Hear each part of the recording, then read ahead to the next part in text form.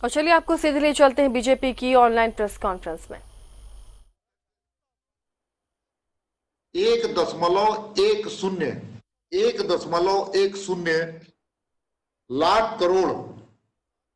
से अधिक ऋण स्वीकृत किए गए हैं विभिन्न बैंकों के माध्यम से।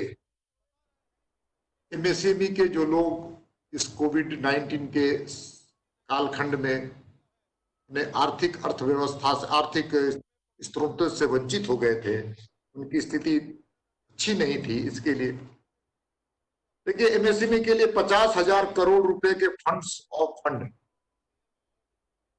ये भी बनाने का संकल्प मोदी जी ने लिया था, जिसके लिए 50,000 करोड़ रुपए का भी भारत सरकार ने उसको प्रावधान कर दिया है।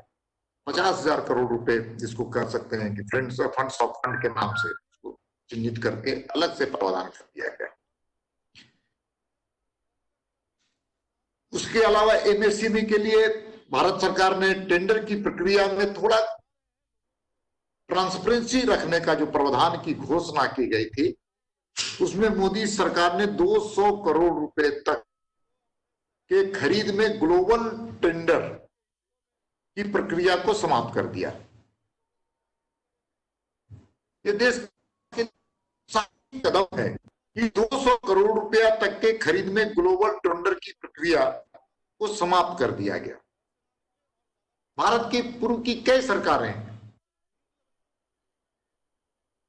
ने इस प्रकार के कभी निर्णय लेने का साहस नहीं किया था।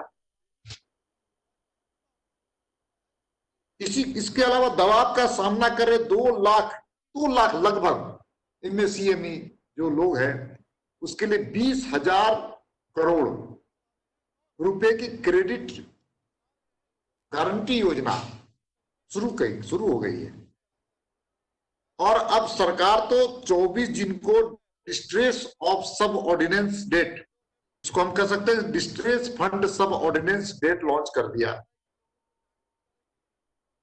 इसके साथ ही मोदी सरकार ने उद्योगों और श्रमिकों के लिए ईपीएफ सपोर्ट भी देने का काम कर दिया है।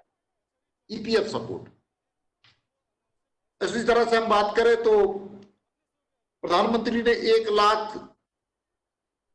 1.70 लाख करोड़ प्रधानमंत्री के गरीब कल्याण योजना, 1.5 लाख करोड़ रुपए, 1.5 लाख करोड़ की प्रधानमंत्री गरीब कल्याण अन्न योजना 1.50, मनरेगा के लिए 40,000 करोड़ रुपए अतिरिक्त बजट के अलावा, प्रवासी मजदूरों के लिए 50,000 करोड़ रुपए, और गरीब कल्याण रोजगार योजना जो झारखंड के लिए बहुत महत्वपूर्ण है।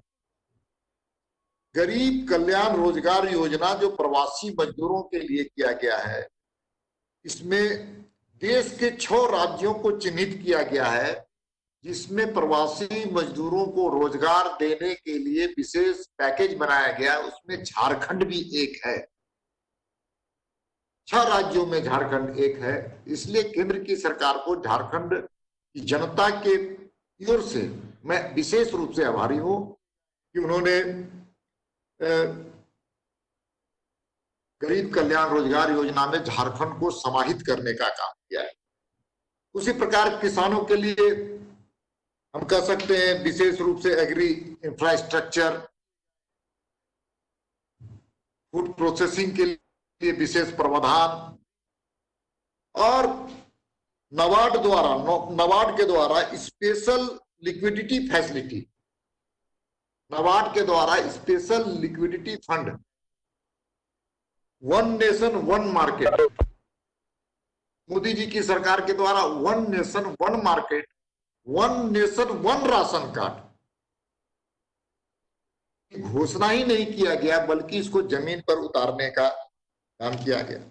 उसी प्रकार से फसलों के समर्थन मूल्य में वृद्धि करने का काम केंद्र की सरकार ने किया है, और उसमें वृद्धि का प्रावधान भी किया गया है। उसी प्रकार से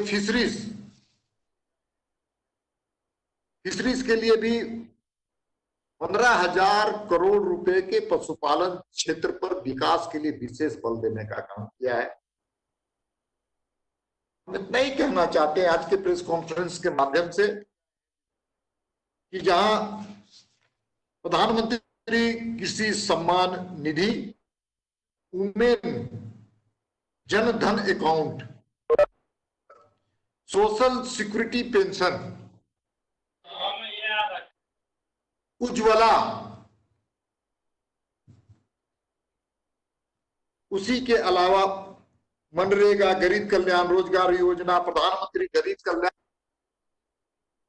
एग्री इंफ्रास्ट्रक्चर फंड, कृषि और किसान से संबंधित जितने योजनाएं केंद्र सरकार के द्वारा दी गई है उसको राज्य सरकार जमीनी स्तर पर उतारने का काम।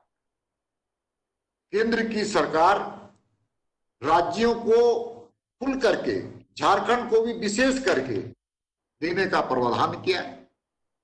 राज्य सरकार से निवेदन है, मांग है कि इन योजनाओं को सीधा नितांत आवश्यक लोगों तक पहुंचाने का काम करे, चाहे वो अन्न का हो, चावल हो, गेहूं हो, चना हो, शक्कर हो, नमक, इन चीजों का जो प्रावधान किया गया है वो जनता तक पहुंचाने का काम करे।